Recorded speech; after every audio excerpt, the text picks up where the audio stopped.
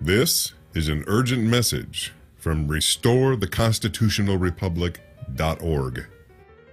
By now, you've probably heard something about the issues surrounding Barack Obama's citizenship problems as they pertain to his constitutional eligibility to be President of the United States. And unless you've taken the time to really research the facts, you probably don't actually know what all the commotion is even about. Or if you've relied on what our highly dishonest mainstream media and those in Mr. Obama's camp have been telling you, then you really have not heard the truth. The agents of misinformation want you to believe that this is an absurd battle being waged by conspiracy theorists. However, the issue is real, and the matter is serious. And simply trying to shoot the messenger will not make the message disappear. And why should it? This is our country we're talking about.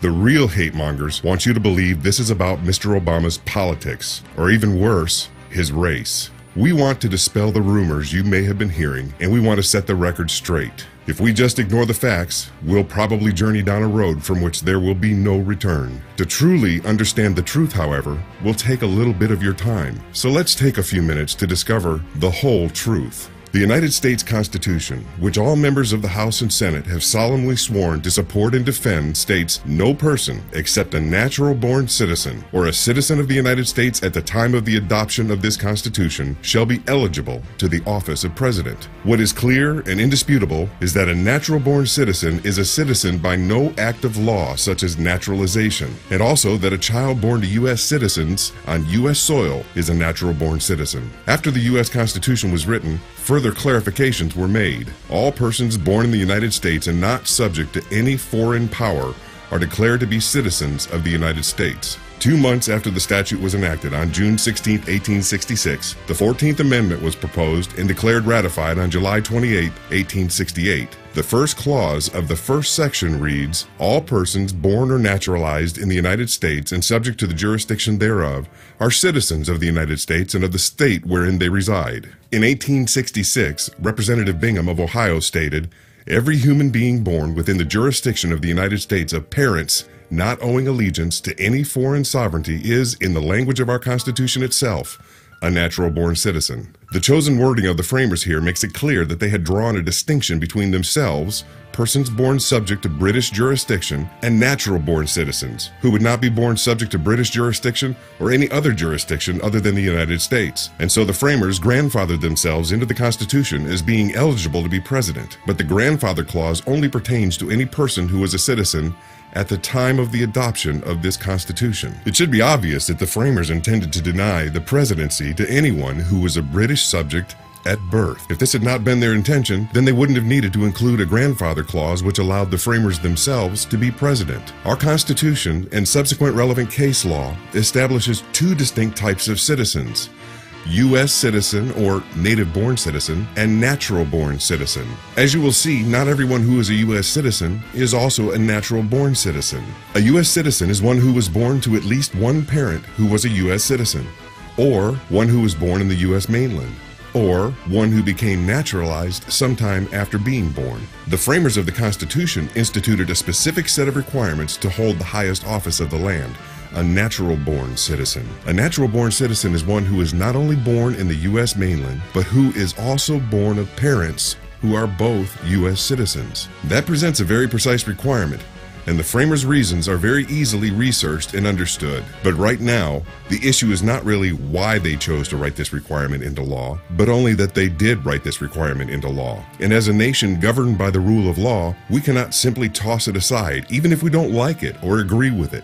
It is the law. On April 30th, 2008, the United States Senate, by Resolution 511, confirmed this fundamental constitutional requirement by stating, "Whereas John Sidney McCain III was born to American citizens on an American military base in the Panama Canal Zone in 1936, now therefore be it resolved that John Sidney McCain III is a natural-born citizen under Article 2, Section 1 of the Constitution of the United States." Interestingly, one of the co-authors of the resolution was none other than Senator Barack Obama. In his words, as well as those of his colleagues in the Senate, a natural-born citizen is one who is born to American citizens, not citizen, citizens.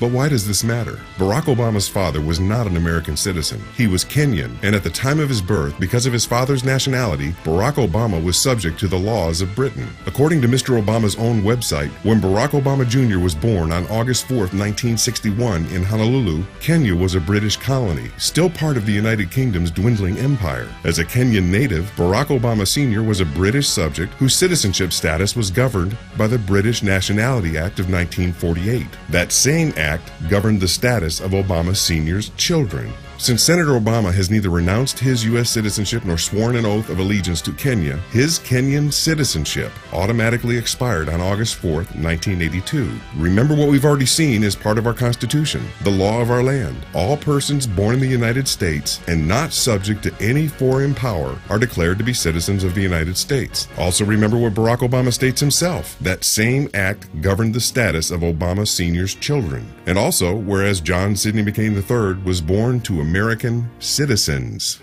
To see the level of trickery and deception to which Mr. Obama is willing to sink, one needs to search no further than his own website. Notice how the words he uses are so crafty and misleading. He states, smears claiming Barack Obama doesn't have a birth certificate aren't actually about that piece of paper. They're about manipulating people into thinking Barack is not an American citizen. No, Mr. Obama knows full well this isn't about whether he is an American citizen, but rather that he is not a natural-born American citizen, as our Constitution requires. He then deceptively tries to use a much more rare term, native-born, which historically is still not natural-born because that speaks to birthplace and not parentage. As you are likely aware, there are numerous active lawsuits challenging Mr. Obama's eligibility. Those that are asking that the long vault version of his birth certificate be produced for verification are rightfully lodged, since part of the natural-born qualification is birth on U.S. soil. Barack Obama has fought mightily and expensively to prevent having to reveal that document. However, even though that document may well show him not to be eligible because of his actual birthplace, the fact that his father was Kenyan and subject to British law by an act that also governed Barack Jr., Mr. Obama himself states that he cannot possibly hold the office of President of these United States legally. It is time for we the people to demand that our elected officials support and defend our Constitution as they solemnly swore to do. For information on how to do that, please visit us at restoretheconstitutionalrepublic.org.